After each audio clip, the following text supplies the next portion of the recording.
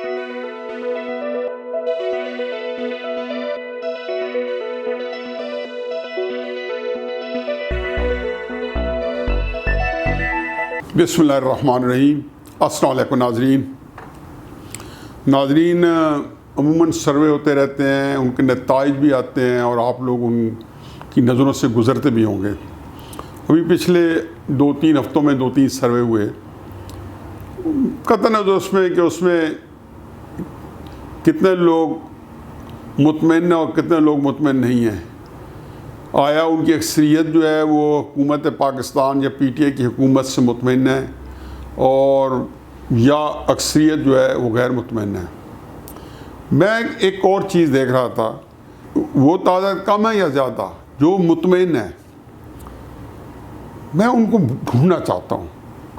चाहे वो 100 में 40% हैं जो PTI की गवर्नमेंट से मुतमईन है, या 60% है, या 30% है, या 20% है।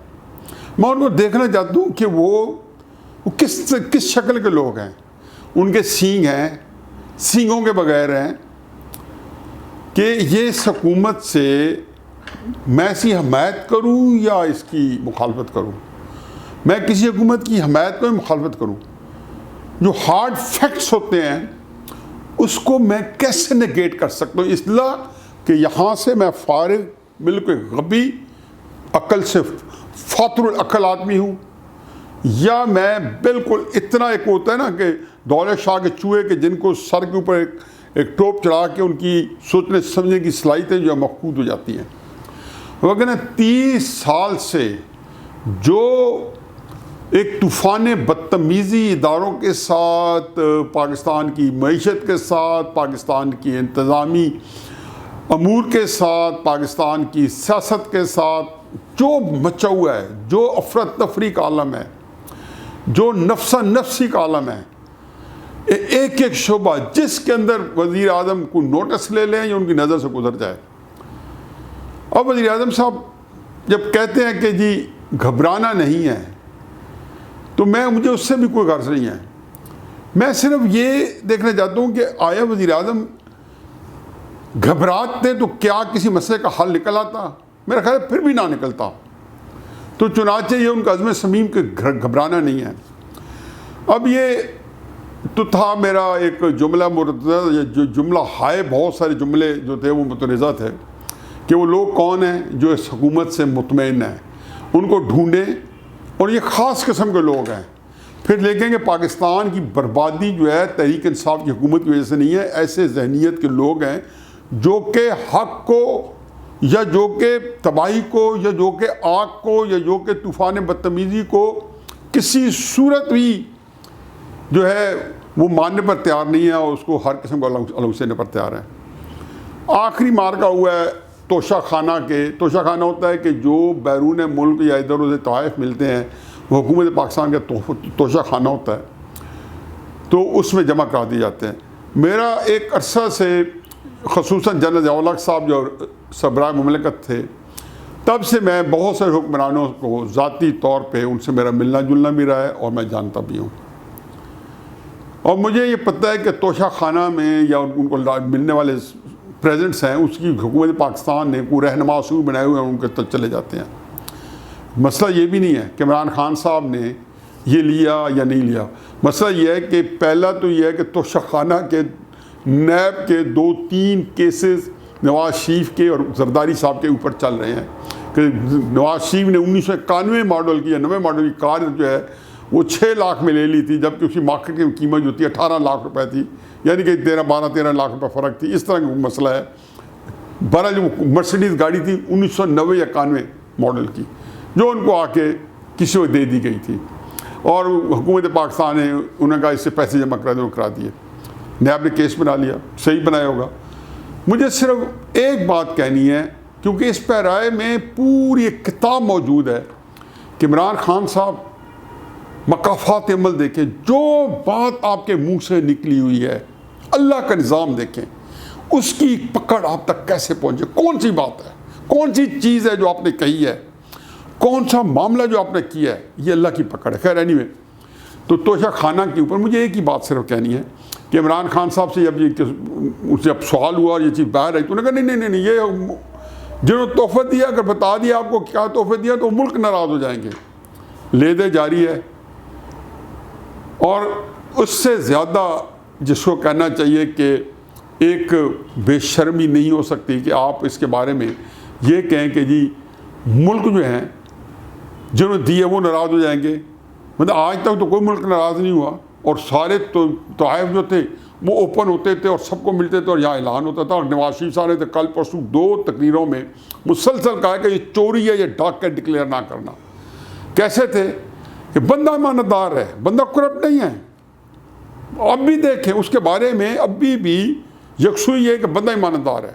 भूल जाए खैर जो बेशुमार करप्ट लोग होंगे जो सारे खुद कहते थे कि साहब वाले कि इमरान खान के लेफ्ट और राइट जो है ऊपर भी और पंजाब में भी करप्शन जो है 3 सालों में 10 गुना बढ़ गई है। मैं तो कहता हूँ कि 20 गुना बढ़ गई है, लेकिन चलो अलाउंस देते 10 गुना बढ़ी, मैं कहता हूँ 5 गुना बढ़ी है। छोड़ें बाकी नलायकी की वजह जो पाकिस्तान के खजाने को जो कि खरबा रुपए का अब तक नुकसान हो चुका है 3 साल में, सब चीज़ों को भूल जाएं। लेकिन इसके ऊपर तोशा खाने के ऊपर जो इन्होंने फूल झड़े हैं शहबाज गिल ने या गुल ने, कि आपको मैं कहता हूँ कि इंसान बस क्या होता है कि वो कहते हैं ना जब एक दफ़ा आप बेशर्म हो जाएं तो फिर बाकी मामला आसान हो जाते हैं, फिर आपके लिए कोई चीज़ जो है वो पेचीदा या गंभीर नहीं होती, और फिर आप सब कुछ कह सकते हैं कि वो ममालिक नाराज़ हो जाएंगे। मैं एक मिसाल दूंगा। हज़रत उमर फारूक रज़ियल्लाहु अन्हु जुम्मे का खुतबा दे रहे थे, तो उन्होंने कुछ कपड़े पहन के जो भी नया जोड़ा पहना हुआ था, अभी खुतबा शुरू हुआ तो एक जो जुम्मे के अंदर जो लोग बैठे थे नमाजी, उनमें से साहबी खड़े हुए, उन्होंने कहा या उमर, ये माल गनीमत में से हमें भी एक कपड़े का जोड़ा मिला है और आपको भी एक कपड़े का जोड़ा मिला है। उस जोड़े में उस कपड़े में आपको भी एक कपड़ा मिला और हमें भी एक कपड़ा मिला है। उस कपड़े में हमारा जोड़ा मुकम्मल नहीं हुआ, वो इतना बड़ा कपड़ा ही था। आपका कद भी लंबा हमसे, आपकी डेल डोली बड़ी, और आपने जोड़ा कहाँ से ले लिया? आपके कैसे इतना कपड़ा मिल गया कि आपने पूरा कर लिया? सैयद उमर ने ये नहीं कहा कि माल गनीमत का अगर मैंने बता दिया तो फिर वो मुल्क नाराज़ हो जाएगा जहाँ से माल गनीमत लेके आ रहे हैं। उन्होंने कहा कि आप सही कह रहे हो, एक कपड़े का टुकड़ा मुझे मिला और एक कपड़े का टुकड़ा मेरे बेटे अब्दुल्ला को मिला। तो हमने ये सोचा कि अगर दोनों को मिला लिया जाए तो एक के कपड़े जोड़ा पूरा हो जाएगा। तो बेटे ने वो कपड़ा मुझे दे दिया और मैंने उसे जोड़ा सुला दिया। ये नहीं कहा कि आप इन्हें अमीरुल मोमिनीन से क्यों पूछा है। आज तकरीर फरमा रहे थे और मुझे ये होता है कि इस मुल्क का मजाक याया खान ने उड़ाया था 1969 से लेकर 1971 तक वो पाकिस्तान तोड़ के चले गया था, ये बंदा उड़ा रहा है इमरान खान। अब वो खड़े कि इमरान खान का कोई कसूर नहीं है, इमरान खान को खुदा के वास्ते कुछ ना कहें, अपने गुस्से में, अपनी सारी कुछ, अपनी दुश्मनी में, चाहे नवाज शरीफ साहब हों चाहे बाकी लोग हों, इमरान खान को कुछ ना कहें। जो उनके लाने वाले हैं उनको कभी भी माफ़ ना करें, कभी भी माफ़ ना करें। उनको कुछ नहीं बिगाड़ सकते आप, लेकिन माफ़ ना करें, उनके लिए कोई ज़रा बराबर हमदर्दी ना रखें, ना मुफाहमत की ना किसी और तरह की। अब ये बंदा जो है 3 साल बाद ये बता रहा है, आज कोई कॉन्फ्रेंस हो रही थी, सारी कैबिनेट और सेक्रेटरीज बैठे थे और स्टेट बैंक गवर्नर सारे लोग आए हुए थे और फरमा रहे थे कि मैं क्रिकेट टीम मैंने क्रिकेट टीम बनाई। इससे अहमद को ये नहीं पता कि अगर एक सर्जन जो है एक 12 बंदों की टीम के साथ दुनिया की सबसे बड़ी सर्जरी परफॉर्म करता है और अपनी स्किल से दुनिया का बेहतरीन सर्जन करार पाता है, तो वो कैसे कोई मुल्क चला लेगा? क्रिकेटिंग स्किल, आप बहुत अच्छे बॉलर थे, बहुत अच्छे बैट्समैन थे, बहुत अच्छे ऑलराउंडर थे, क्रिकेट सेंस आप में अच्छी थी, आपने क्रिकेट अच्छी थी कि चला ली। आपको पहले दिन से मालूम था कि आप ये नहीं चला सकते, मैं भी आपको कहता था नहीं चला सकते।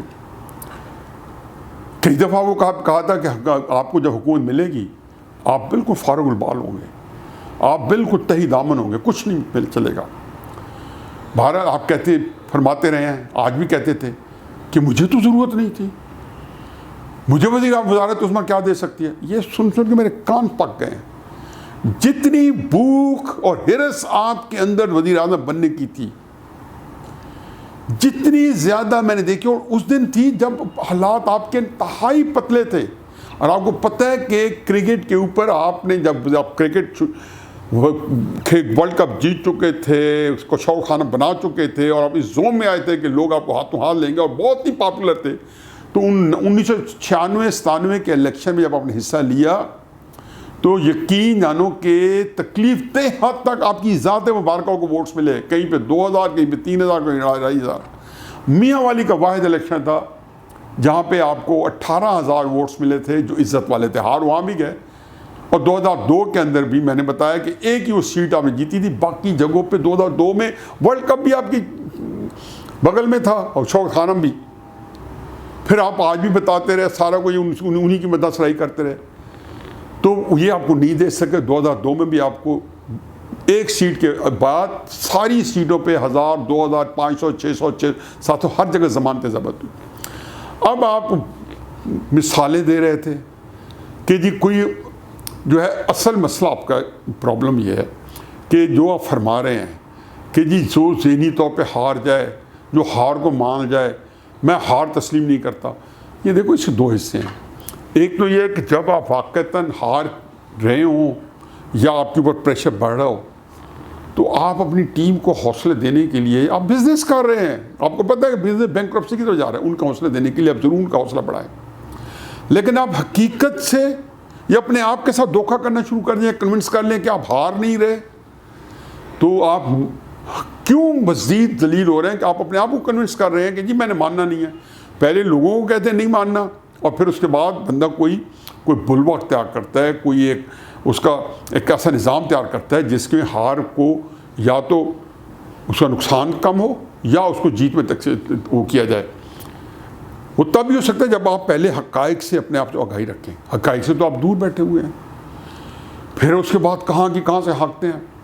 EVM मशीन, अब मुझे यकीन हो गया है कि इलेक्ट्रॉनिक वोटिंग मशीन आपकी कमज़ोरी है, इसके अंदर आपकी जान छुपी है। क्योंकि जब आप किसी चीज़ के ऊपर बहुत ज़्यादा और उसके ऊपर इतना उसका मुबालगा आराई करें कि आप कहें कि EVM मशीन जो है पाकिस्तान के सारे मसाइल का हल है, यानी कि RTM को अगर आप तस्लीम कर लेते तो फिर उसके बाद अगली बात हो सकती थी कि RTM के तौर पे आपको 2018 में इलेक्शन लड़ाया है, जिताया गया है, तो EVM पे बात होती, तो फिर ये सारी बात इनकॉर्पोरेटेड होती। आप पे कोई इत्मीनान करेगा या आपके लाने वालों पे इत्मीनान करेगा, और वो मशीन जो आपके घर से होके आएगी वो उसको काबिल इत्मीनान समझी जाएगी, जिसके लिए आप नादरा से लेके हर जगह निज़ाम बदल रहे हैं ताकि वो बंदे अपनी अपनी जगह पे इकट्ठे हो जाएं। सुप्रीम कोर्ट के ऊपर आप चाहते क्या है कि काजी फायजी साहब हर सूरत में आप उनको निकालना चाहते हैं, जो कि आप नहीं निकाल सकेंगे, क्योंकि अल्लाह ताला का लाख लाख शुक्र है कि वकला खड़े हो गए हैं। और वकीलों के साथ लड़ना जो है वो किसी भी हुकूमत के बस की बात नहीं, अगर वो यूनाइटेड हो। चुनाचे अब ये सोचा गया है कि जी 2022 के अंदर इलेक्शन कराए जाएँ और जो है ना EVM मशीन जो है वो की जाए, और इसी सुप्रीम कोर्ट से एंडोर्समेंट ली जाए। सुप्रीम कोर्ट से तो अल्लाह ताला से यही है कि मुझे यकीन है कि उमर अता बंदयाल साहब जब इस मामले को देख रहे होंगे 3-4 महीने बाद, फरवरी के बाद या उससे पहले गुलजार साहब के पास ये मामला आएगा, तो मुझे उनसे तो नहीं उम्मीद, लेकिन उमर अता बंदयाल साहब और फिर बाकी जजेस, इवन एजाजुल हसन साहब से मुझे यकीन है कि वो अपने पीछे जो 3 पेशरो चीफ जस्टिस गुजरे हैं, साकिब निसार साहब, आसिफ सईद खोजा साहब और गुलजार साहब, इनके बाद जो जिस तरीके से मुतनाज़े हुए हैं वो नहीं चाहेंगे कि वो मुतनाज़े रहें। वो अपने दौर में अपने इमेज की बिल्डिंग करेंगे और उन सारी चीज़ों का अजाला करेंगे जो उनके नज़दीक उनको कंट्रोवर्शियल बना गया, जो उनको परसेप्शन जो है पाकिस्तान के बहुत बड़े हिस्से में जो इमरान खान के मुखालिफ हैं उनमें उनका परसेप्शन ख़राब हो गया। चुनाचे वहाँ इंशाअल्लाह EVM वहाँ पिट जाएगी। लेकिन इनका जो प्लान है इमरान खान साहब का कि किसी तरीके से काजी फायजी साहब जो 2023 में बनेंगे उससे पहले ही 2022 में EVM करा के और उसके ऊपर फैसले हो जाए, रिव्यू हो जाए, सुप्रीम कोर्ट से एंडोर्समेंट हो जाए, ताकि ये मामला जो है ये ठप जाए। और उसके बाद जो है अगर काजी फायजी साहब आ भी जाए तो उनका कुछ बिगाड़ ना सके लेटेंट पीरियड में।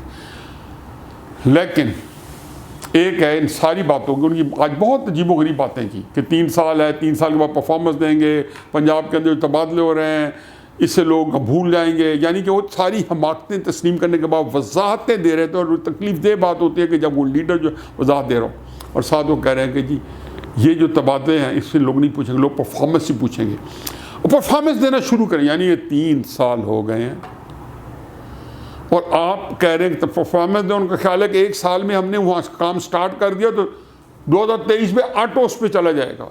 ये बंदा जो है अकल के लिहाज से टोटली बांझ है, सोच और समझ से आ रही है। तो ये इस तरह की बातें जो लाजानी निकालना, फिर खुद फरेबी का शिकार होना और अपने आप को धोखा दे के पूरी ज़िंदगी इसी में गुजार देना, ये उसी खुद फरेबी के अंदर है कि जी ये इसको ये कर लेंगे तो ये हो जाएगा, इसको ये कर लेंगे जी पंजाब गवर्नमेंट की परफॉर्मेंस आ जाएगी, पंजाब असल मैच है, यहाँ पे फलां करेंगे, परफॉर्मेंस दें। चलो ये भी करके देख लो कि 3 साल जो हैं उसमें जो कुछ हुआ है, ये साल तो उसका नतीजा है। डॉलर को भी संभाला जाएगा, अमरीकियों को भी संभाला जाएगा, अफगानिस्तान को भी संभाला जाएगा, इकॉनमी को भी संभाला जाएगा, IMF को भी संभाला जाएगा, कोई सोर्स भी क्रिएट नहीं हुए, एक्सपोर्ट्स जो है वो कैसे वो पीछे अब आ रही है, रेमिटेंसेस जो है वो कैसे मेंटेन होएगी, ट्रेड डेफिसिट जो है करंट अकाउंट के अकाउंट डेफिसिट है वो बढ़ता जा रहा है। ये सारी चीज़ें सर पे लटक रही हैं और ये बंदा जो है ये खुद फरेबी में ना सिर्फ शिकार है बल्कि अल्लाह के लाख लाख फजल है कि अपनी पूरी टीम को कन्विंस कर लिया है उसका खुद फरेबी के अंदर, और उसी के अंदर ये चाहता है कि अगले 1-2 साल निकलें। दुआ करें हम सब मिल के खुद फरेबी के साथ जो सलूक होने वाला है इसको लाने वालों का, और वहाँ भी जो एक गंद मचता जा रहा है इदारों के अंदर, हर इदारे के अंदर जो है एक चपकलश तनाव की कैफियत नज़र आती है और एक तासुर मिल रहा है कि सब ठीक नहीं है। जब इदारों के बारे में ख़बरें आवाम तक पहुँचे सब ठीक नहीं है तो इंतहाई ये खौफनाक सूरत हाल है। और इमरान खान साहब के बारे में तो पूरा ढंढोरा बच चुका है कि सब कुछ ख़राब है, और वो बंदे जो कहते हैं कि मुल्क जो है वो सही सिमत में जा रहा है, उनकी तादाद जो भी है वो, इसका मतलब ये कि पाकिस्तान में ये जो लोग हैं ऐसे लोगों को लम्हा फ़िक्री है कि इन लोगों की किस तरीके से अक्ल जो है माऊफ़ कर दी गई है। और पाकिस्तान जो है अब उसकी दुआ करनी चाहिए कि अल्लाह मियाँ इस मुल्क का हामी व नासिर हो, क्योंकि जिस तरीके से वो मुल्क के ऊपर ये राइज हैं हालात जो हैं, जब भी हालात कंट्रोल से बाहर होंगे मेरा ख्याल है फिर संभालने वाला कोई नहीं होगा। वमा अलैना इल्लल बलाग।